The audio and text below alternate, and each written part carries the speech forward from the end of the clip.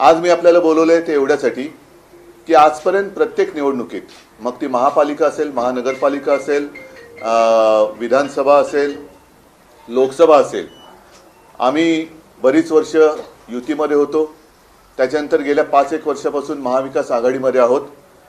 प्रत्येक निवडणुकीमध्ये युतीचा असेल किंवा महाविकास आघाडीचा असेल हा जाहीरनामा प्रकाशित होत असतो.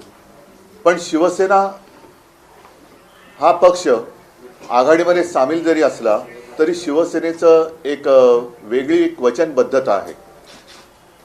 मी मुद्दामून आठवण करू देऊ इच्छितो की अगदी कदाचित 2012ची महापालिका निवडणूक असेल, युतीचा जाहीरनामा प्रकाशित झाला होता, परंतु शिवसेनेच्या वचननाम्यात मुंबईसाठी सागरी महामार्गाचं वचन दिलं गेलं होतं आणि मला अभिमान आहे की ते वचन आम्ही पूर्ण करून दाखवलं. 2017 साली मुंबई महापालिकेमध्येच आपण मुंबईकरांना ज्यांची मालमत्ता 500 स्क्वेअर फुटाची आहे त्या 500 स्क्वेअर फुटापर्यंतच्या सगळ्या घरांना मालमत्ता कर रद्द करू असं एक वचन दिलं होतं, ते आम्ही पूर्ण करून दाखवलं.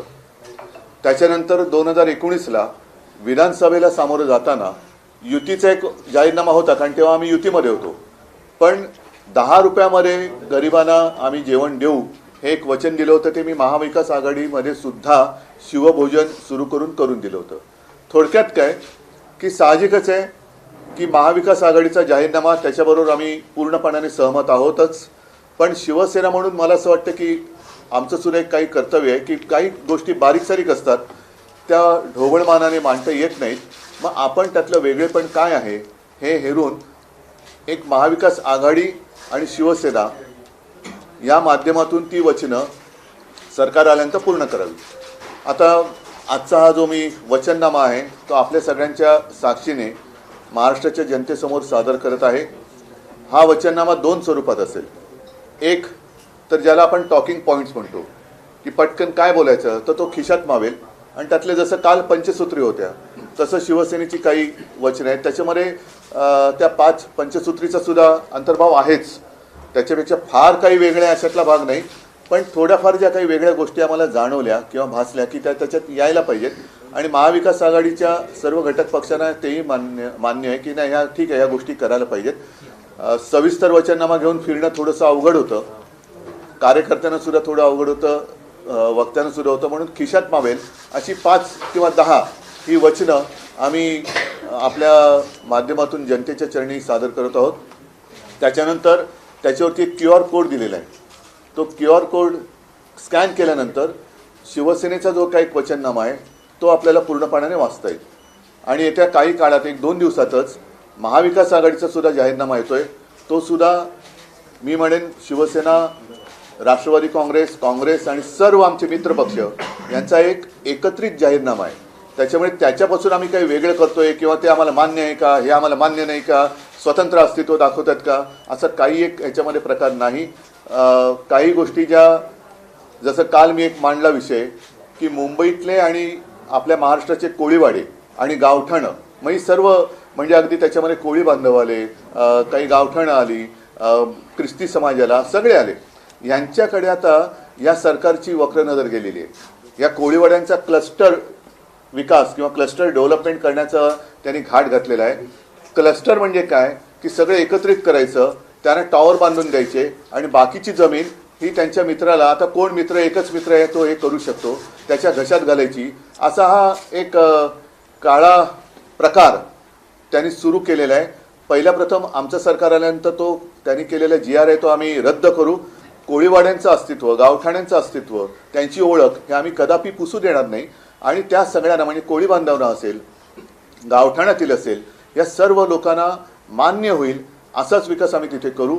अन्यथा काय होईल की कोळीवाडे म्हटल्यानंतर मग मासे सुकत कुठे टाकायचे त्याला बंदी येईल. मासे सुकत इकडे मासे सुकत टाकायचे नाहीत, तिकडे सुकत टाकायचे नाहीत. त्याच्यानंतर टॉवर बांधले आणि कालच्या सभेत मी ओझरतो बोललो की आता प्रत्येक इमारतीला पार्किंग देतात, पण कोळी बांधव त्या पार्किंगमध्ये त्यांच्या होड्या पार्क करू शकणार आहेत का, की 3ऱ्या मजल्यावरची होडी आहे ती काढायची आणि मग समुद्रात न्यायची? तर असं अजिबात होऊ देणार नाही. कोळीवाड्यांचा जो एक प्रशस्तपणा आहे, माझ्या कोळी बांधवांना मासेमारीसाठी लागणारी जी जागा आहे ती तशीच्या तशी कायम ठेवू आणि त्यांना विचारात घेऊनच जसं सीमांकन हे आम्ही सुरू केलं होतं त्यांचं, ते अजूनही पूर्ण नाही झालेलं. अशा अनेक गोष्टी आहेत. त्याच्यानंतर धारावीचा जो विषय आहे, हा धारावीचा विषय केवळ धारावीपुरताच मर्यादित आहे अशातला भाग नाही, तर धारावीच्या माध्यमातून पूर्ण मुंबईभर जो एक बकालपणा आणण्याचा हा सरकारचा डाव आहे तो आम्हाला हाणून पाडायचा आणि तो पाडणार. कारण धारावीमध्ये 4, 4.5, 5 लाख जर वस्ती असेल तर त्यातली अर्धी अधिक ही अपात्र ठरवून मुंबईत इतरत्र फेकून द्यायची.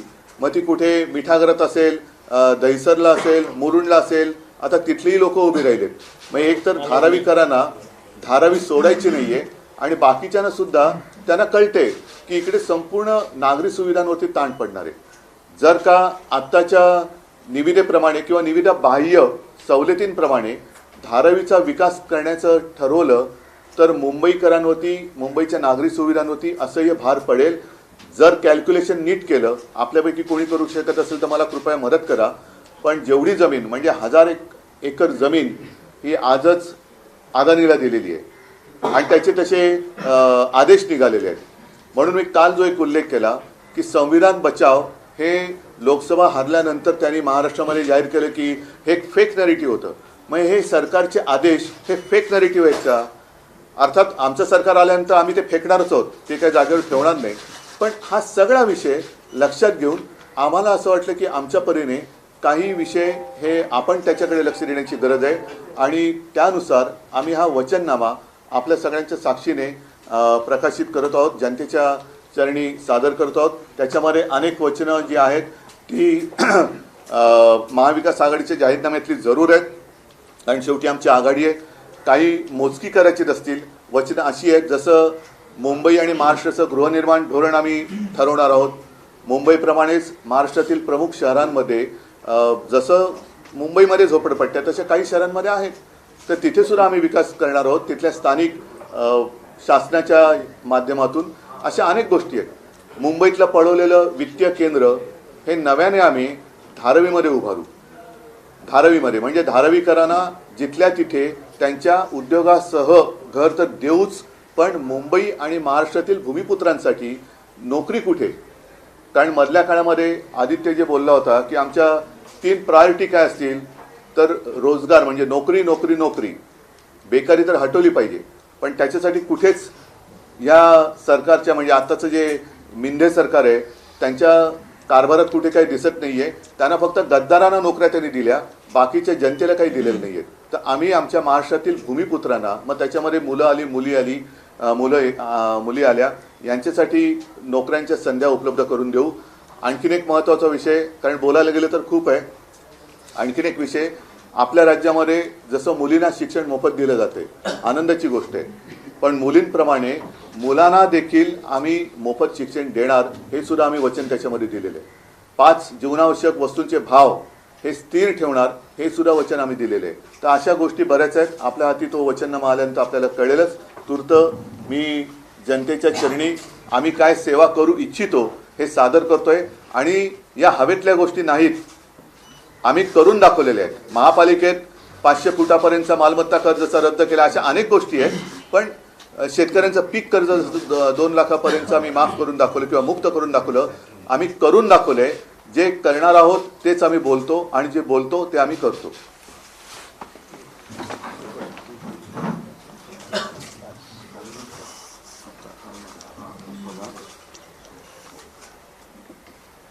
बाकीचं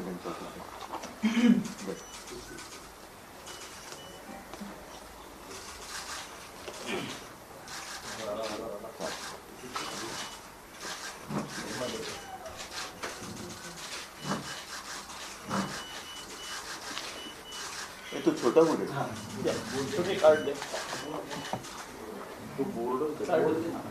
बोर्डपेक्षा कार्ड देणार. हे जे मी आपल्याला म्हटलं होतं जे आपल्याला मी म्हटलं होतं की खिशात ठेवण्यासारखा एक पटकन काय शिवसेनेने आणि महाविकास आघाडीने वचने दिलेली आहे. तर हे बघा, देसाई साहेबांनी वचननामा खिशात आणि त्याच्या पाठीकडे त्याच्या मागे QR कोड पण दिलेला आहे की जो स्कॅन केल्यानंतर सविस्तर वचननामा आपल्याला तिथे पाहण्यात येईल. आता हे सगळ्यांना वाटावं. हां.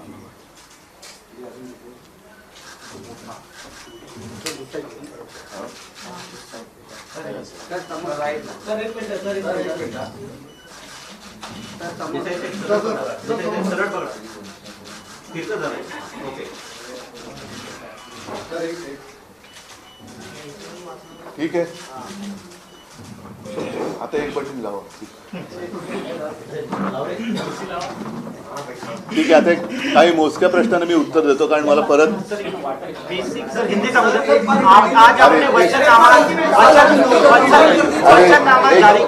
इतनी सारी बातें मैं हिंदी में करूँ ना तो थक जाऊंगा ये पर.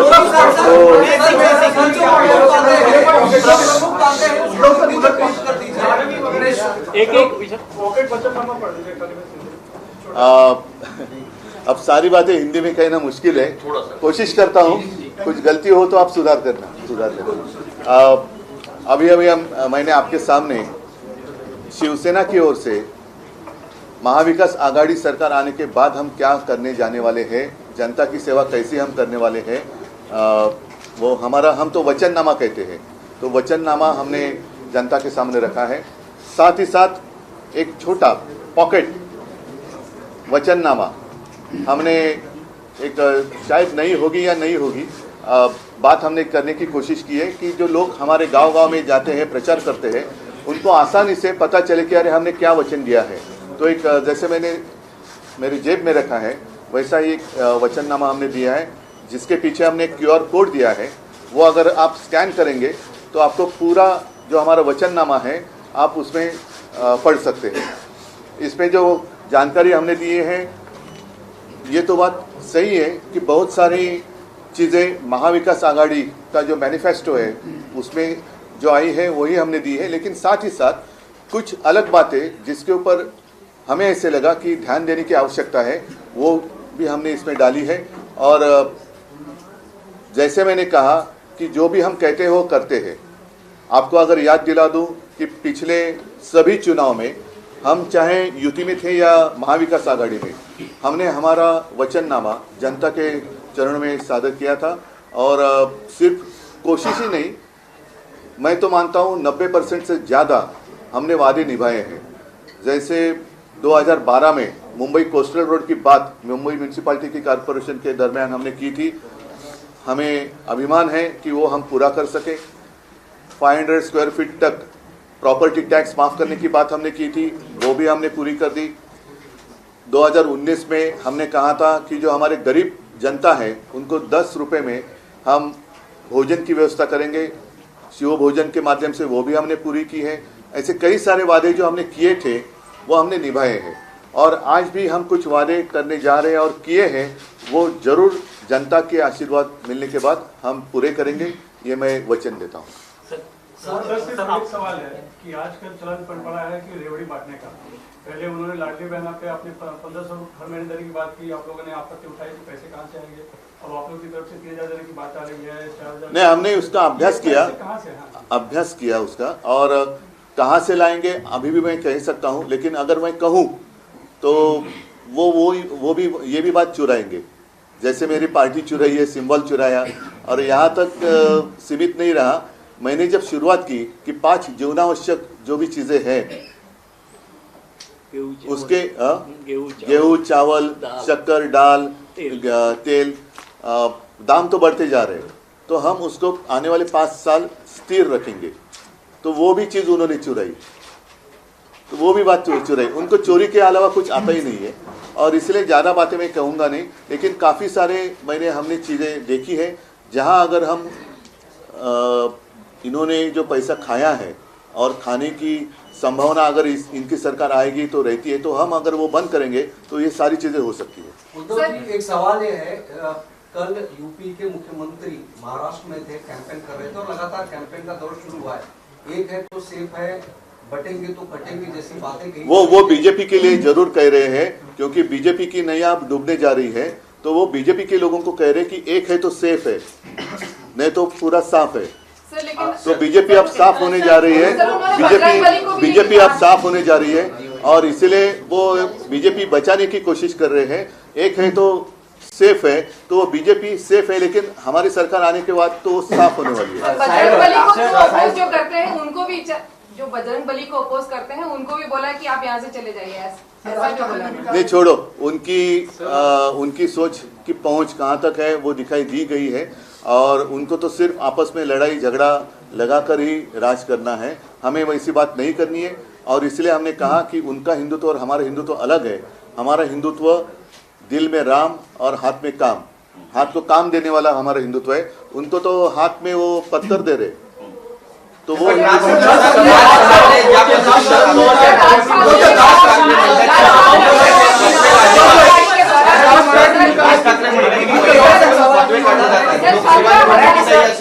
मिनिट जरा मी वेगळं काही बोललो तर तुम्ही म्हणतात महाविकास आघाडीमध्ये बिघाडी, तुमच्यामध्ये केवढी बिघाडी आहे? एक कोणतरी प्रश्न विचारा ना। 17,000 केसेस मॉस्क के 17,000 लोगों के ऊपर केसेस फाइल हुए हैं। राज ठाकरे ने दावा किया है रैली में कि 17,000 उनके लोगों पे जिन्होंने मॉस्क के ऊपर लाउड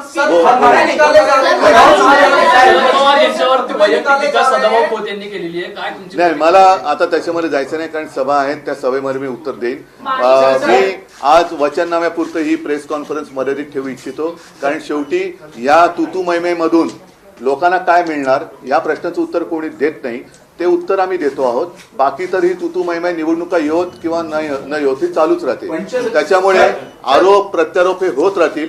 जनतेने विचार करायचा आहे की जी वचनं किंवा जो पाऊस आतापर्यंत ज्यांनी वचनं दिली, काल खरगे साहेब चांगलं बोलले खरं, म्हणजे त्यांनी काय सांगितलं की आतापर्यंत मोदीजींनी ज्या काही गोष्टी सांगितल्या होत्या 15 लाख रुपये कुठे गेले।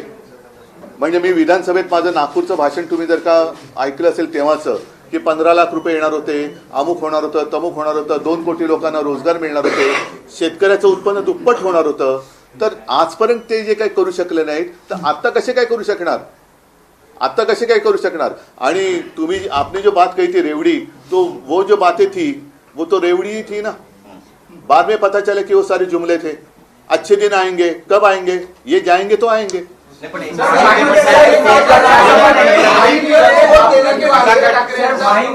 शो नाही आहे किंवा सभा नाही आहे, त्यामुळे चर्चा सुरू झाली आहे। त्यामुळे अशी चर्चा प्रचार सभा घेत नाहीये। मला आवश्यकता नाही, माहीमा माझा आहे, माहीम हा माझा आहे। माहीम हा शिवसेनेचा मतदारसंघ आहे, त्याच्यामुळे तसं बघितलं तर मुंबईमध्ये कालची सभा झाली आणि 17ची सभा। या अलीकडे पलीकडे मी मुंबईच्या बाहेरच आहे, कारण मुंबईकरांवरती माझा विश्वास आहे, माझ्यावरती मुंबईकरांचा विश्वास आहे, महाराष्ट्राचा माझ्यावरती विश्वास आहे, पण तरी देखील मी त्यांच्या सगळ्यांच्या दर्शनाला आणि आशीर्वाद घ्यायला मी जातोय। तर असं काही नाही की एके ठिकाणी गेलो आणि एके ठिकाणी नाही गेलो म्हणजे मी लक्ष देतो आणि दुर्लक्ष करतोय। आता वेळच अशी आहे की दिवसाला 4-4 सभा घेतल्या, 5-5 सभा घेतल्या तरी सगळे मतदारसंघ मी पूर्ण करू शकत नाहीये। आणि मधला प्रवासाचा काळ जर का पाहिला तर आणि पुन्हा दिवसाच्या उन्हाच्या वेळा, तर 4 सभेच्या वरती जास्त सभा होतील असं मला वाटत नाही। शिवाजी पार्क मध्ये शेवटची सभा होत होती, पण आता शिवाजी पार्कला एक आहे की तारीख येते 17 नोव्हेंबर, आम्ही परवानगी मागितलेली आहे। याचं कारण एक तर निवडणुकीचा शेवटची ती संध्याकाळ आहे, दुसरा अत्यंत महत्त्वाचा विषय म्हणजे 17 नोव्हेंबर हा शिवसेना प्रमुखांचा एक स्मरण दिन असतो। त्या दिवशी लाखो शिवसैनिक तिथे येत असतात आणि ते याही वर्षी येणार, याही वर्षी लाखो शिवसैनिक तिकडे येणार। त्याच्यामुळे आम्ही निवडणूक आयोगाला सांगतो आहोत, पोलिसांना सांगतो आहोत की तिथे केवळ तुमच्या आडमुठेपणामुळे संघर्ष होऊ देऊ नका। सगळे शिवसैनिक तिकडे येणारच आहेत, तुम्ही त्यांना अडूच शकत नाही, त्याला काही निवडणूक आचारसंहिता लागू शकत नाही, कोणी लावू शकत नाही। सर्व शिवसैनिक तिकडे येणार, त्याच्यामुळे कुठेही संघर्षाची ठिणगी पडू द्यायची नसेल। तर आम्ही जी मागणी केलेली आहे की 17 तारखेला शिवाजी पार्क हे शिवसेनेच्या सभेसाठी मिळावं, हे त्यांनी मान्य करायला पाहिजे। सेविकांचा देखील उल्लेख केलाय, त्याचा प्रश्न गेली अनेक वर्ष प्रलंबित आहे, तर आता वचन तुमचं सरकार, तर काय नेमकं त्यांना आता ऐका, आता म्हणून काय ह्या 5 किंवा किती 10 गोष्टी आहेत या बोलण्यासाठी तुम्हाला सांगण्यासाठी दिल्यात, त्याचं सविस्तर आहे ते पाठी दिलेलं आहे। मात्र कदाचित त्याच्यात सुद्धा काही गोष्टी सविस्तर नसतील, पण आशा आणि अंगणवाडी सेविकांकडे सरकार कोणतेही असो, माझं सरकार असताना मला असं वाटतं मी प्रयत्न केला होता, कारण लॉकडाऊन होता. लॉकडाऊनच्या काळात सुद्धा ह्या सगळ्या भगिनींनी खूप जीवावर उदारून काम केलेलं आहे. मग ती घरोघरी जाऊन तपासणी करणं असेल, काही असो, तर त्यांना आत्तापर्यंत नुसतं त्यांच्या सेवेचा वापर करून घेतला. तुम्हाला कल्पना असेल की 14 ते 19च्या काळात त्यांच्यावरती एक जीवघेणा कायदा पण लावला होता, ज्याला शिवसेनेने विरोध केला, म्हणून तो कायदा मागे घेतला गेला. तर आता पहिल्या प्रथम त्यांना आम्ही मानधनामध्ये वाढ करून देऊ. त्यांच्या अनेक गोष्टी आहेत, जसं पाटील साहेब त्यांचं नेतृत्व करतात. मी देखील त्यांनी ज्या ज्या वेळेला गेलेलो आहे त्या वेळेला काही गोष्टी मला सांगितल्या. साहजिकच आहे, सर्व गोष्टी ह्या 4 पानात आणू शकत नाही. तर आता तरी त्याने एक दिलासा, जसं आता सरकारी कर्मचाऱ्यांना जुनी पेन्शन योजना आम्ही जाहीर करणार. त्याच्यानंतर आता इथली सरकारी वसाहत जी आहे ती आम्ही निर्णय घेतला होता मंत्रिमंडळाच्या बैठकीत की सरकारी कर्मचाऱ्यांनी जे इथे आहेत माझ्या गव्हर्नमेंट कॉलनीतले लोक, त्यांना तिथेच घरं देऊ. या सरकारने तो निर्णय बदलला. आता आमचं सरकार आलं होती, परत आम्ही बदलू आणि आम्ही त्यावेळेला कोर्टासाठी सुद्धा जागा दिली होती, ती परत देऊ आणि सरकारी कर्मचाऱ्यांना घरे देऊ. नाही, योजनांमध्ये फेरबदल करणार का? कारण 3,000 तुम्ही जर महिन्याला देणार असाल तर लाखो कोटी रुपयाचं कर्ज राज्य सरकारवर आहे. हो, पण त्या लाखो कोटीमध्ये जो त्यांनी बांध फोडलेला आहे तो कॉन्ट्रॅक्टरसाठी फोडलेला आहे. अनेक पैसे हे कॉन्ट्रॅक्टरला मिळावेत आणि कॉन्ट्रॅक्टरच्या माध्यमातून यांना मिळावेत, यासाठी त्यांनी जसं मुंबईबद्दल मी ऐकलं की 90,000 कोटींच्या फिक्स्ड डिपॉझिट ज्या ठेवी होत्या त्या सुद्धा त्यांनी आता तोडल्यात आणि साधारणतः 40-45,000 कोटीच्या ते तोडू शकत नाहीत कायद्याने, कारण ग्रॅच्युइटी, प्रॉव्हिडंट फंड वगैरे असं म्हणून आम्ही त्या ठेवींमधनं कोस्टल रोड केला. पण दुर्दैव असं की आमचं सरकार पाडल्यानंतर मोदीजींची एक सभा झाली आणि त्यांनी सांगितलं बैंकों में पैसा रखकर विकास नहीं होता जी, वो पैसा मेरे मित्रों की जेब में जाना चाहिए. तर तो सगळा पैसा रस्त्याची बेसुमार कामं काढली, मेट्रोची कामं काढली, म्हणजे नियोजन शून्य विकास. तो नियोजन शून्य विकास जरी थांबवला आणि कॉन्ट्रॅक्टर जे आता करतायत घेतलेत त्यांची चौकशी तर आम्ही लावूच. जी कॉन्ट्रॅक्ट काढली गेली आहेत बेसुमार, काही ठिकाणी तर कॉन्ट्रॅक्ट शिवाय पैसे दिले गेलेले आहेत. त्याच्यानंतर मी परत सांगतो की धारावीचा हा प्रकल्प पूर्णपणे मुंबईच्या मुळावरती येणारा प्रकल्प आहे. तो केवळ धारावीपुरता आहे असं समजू नका. मुंबईच्या नागरी सुविधांवरती ओझं टाकणारा, मग ते पाण्याची व्यवस्था असेल, गटर सिस्टीम असेल, सगळं कचऱ्याची असेल, फार भयानक होणारे मुंबईची हालत. म्हणजे मुंबई बकाल करण्याचं मी एवढ्यासाठी म्हणतोय कारण धारावीचा विकास करताना मुंबईत इतरत्र जवळपास 1000 एकर जमीन ही अदानीला दिले. मी पुन्हा एकदा सांगतो की जर का त्यांना प्रकल्प बसवायचा असेल आणि त्यांना धारावीकरांना दुसरीकडे न्यायचं असेल तर वांद्रे रेक्लेमेशनची जागा अदानीची ती द्या ना, त्यांना धारावीकरांना देताय का तुम्ही? मग आणि तिकडे जे काय करणार ते मिठा घरात करा. मग मिठा घरामध्ये टॉवर बांधा, का नाही करत? मुंबईचं आहे ना, मिठा घरांमध्ये किंवा इकडे तर तिथे टॉवर बांधा, पण माझ्या धारावीकरांनी तिथल्या तिथे ठेवा. ठीक आहे.